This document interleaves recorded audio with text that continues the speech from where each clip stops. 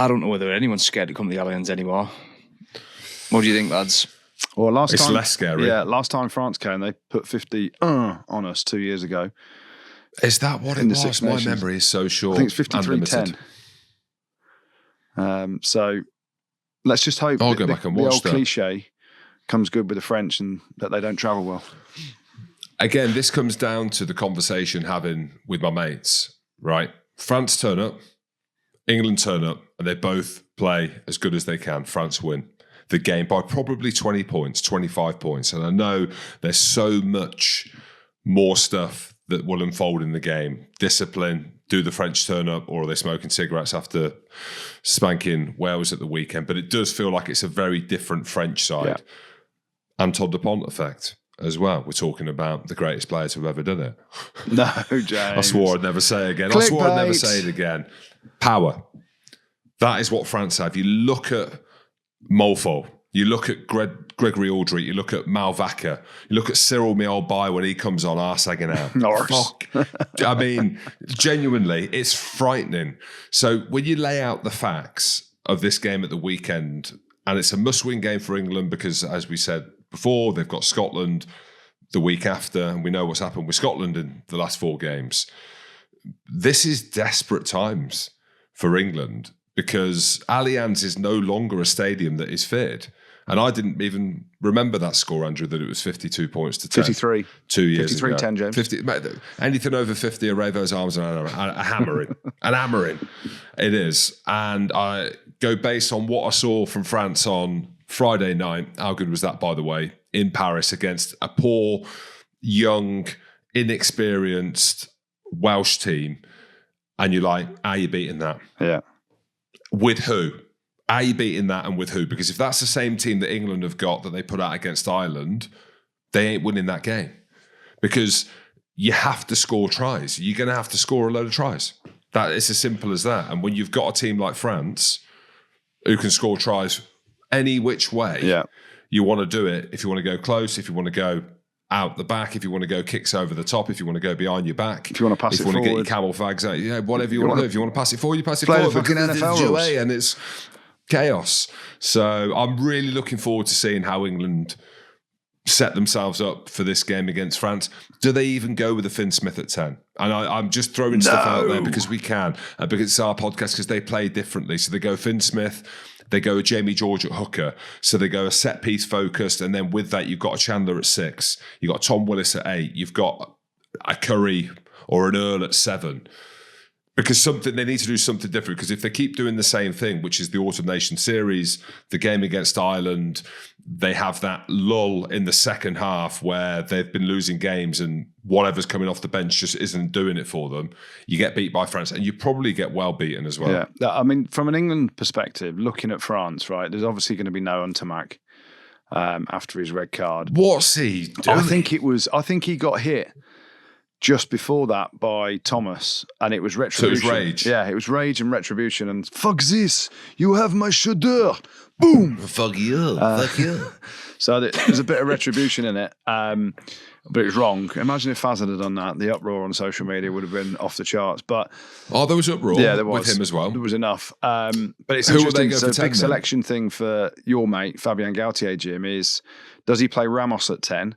Or does he bring Matthew Jalibanta in and play him at 10? And there's been a fallout, obviously. Jalibanta wasn't on the bench at the weekend.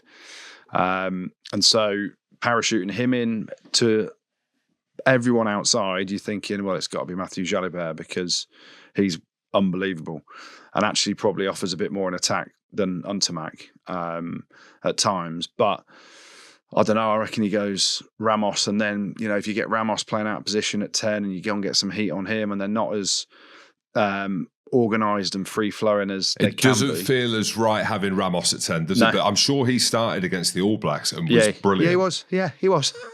But it doesn't feel right, does it? But they just don't look the same with Ramos at 10. Maybe that's because we see him as a 15. Yeah. And then who'd you play at fullback? I know he's played a bit at Toulouse. Damien Penaud's back this week. Is he? Oh, gosh. Yeah.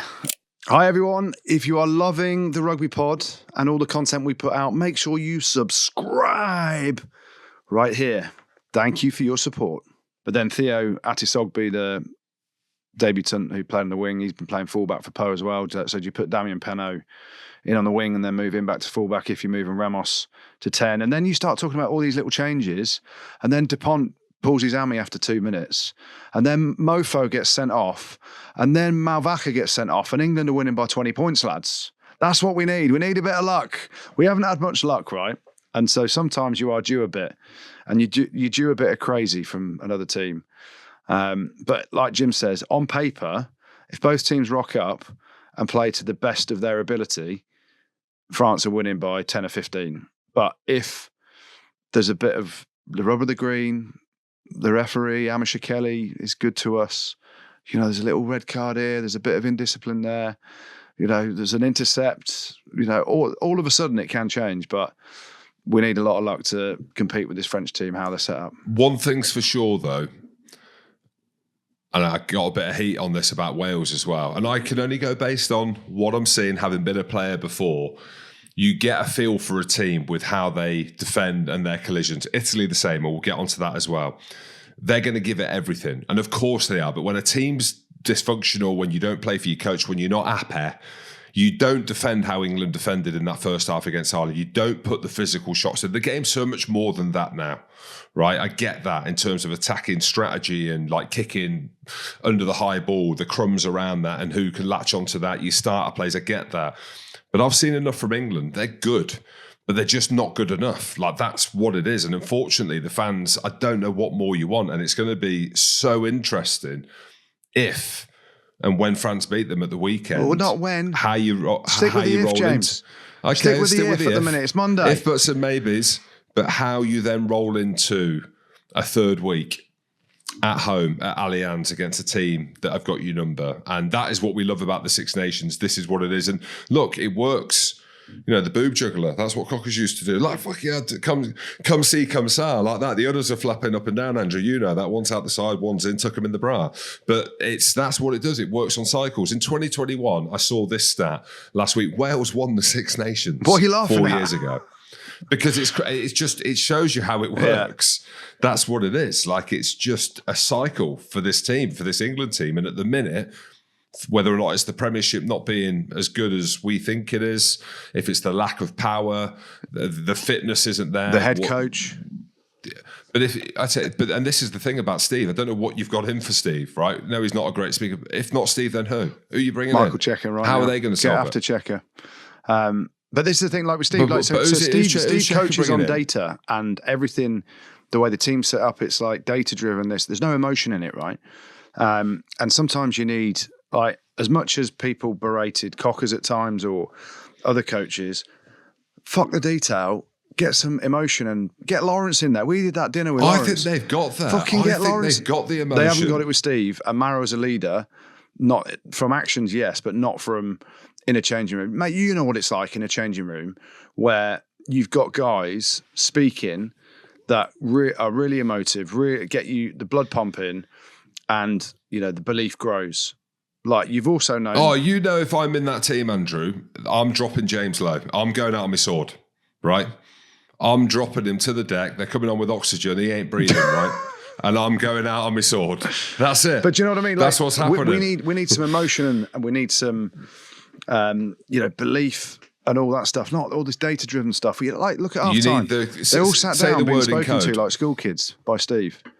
I look around the coaching team, and I love Wiggy. Wiggy can get emotional. We've got no coaching experience at the top level.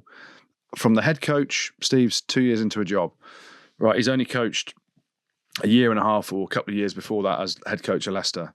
He's an assistant coach, and then he surrounded himself in young and experienced coaches. So when you say, what have I got in for Steve? I'm just talking facts. Look at his record, right? Look at his record of wins and losses. And then, you talk about the emotion of it and him speaking, and he's the lead guy, he's the front guy. And you openly say he ain't the guy to be the front guy in front of the media. So what's he going to be like in front of the lads? Like that, it only matters. The media doesn't matter. If you can't speak in front of the lads, it's, or if you're not motivating the lads to go out and try and theoretically take someone's head off, but you can't do that. So you chop them at the knees or whatever. You need that ability to really rile up a team. And that's, I don't. Whether You know what he should do? Full jeopardy at the weekend. He should come out on TV and say, if we don't beat France today, I'm walking. with his top off. I think he's in decent shape, to be fair. Yeah. I think he is. We're just going to get better. We're just going to get better. And I was really proud of the performance. It's just hard, isn't it? Like, come on, Steve, give us something. Do you want to give us a score then, lads? What do we reckon? Do we know what the weather's like, Rob? Weatherman, just make it weather's up. chilly but dry. Chilly It's gonna but be dry, shit. James.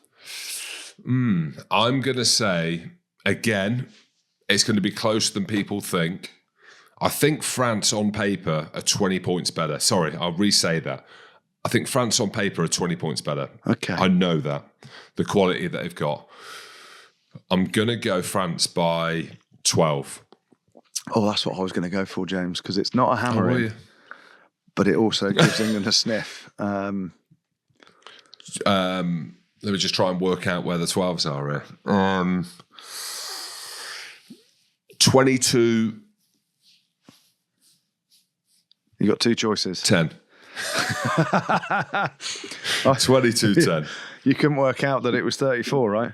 Maths is awful. It really about is. your Your mum's a teacher? great woman. What about your She's teacher? a great woman, Andrew. Yeah. Goodness me. Tell I'm asking for her, but my maths, doing the kids' homework, How hard is a homework? night. Oh, it's because they think I'm on my phone, but I'm on ChatGPT just Googling. saying, how do you do this? What's that? But hey, you are what you are. I'm a creative. Yeah. So Jim's saying 22-10. I'm going to go France by... I'll stick to my 15. France by 15. I'm going to go 35-20 though. Much higher That feels scoring right than as well. James's one, and it hurts me to say it, and I want to be wrong, but that's just where we're at. Pod. Rugby pod.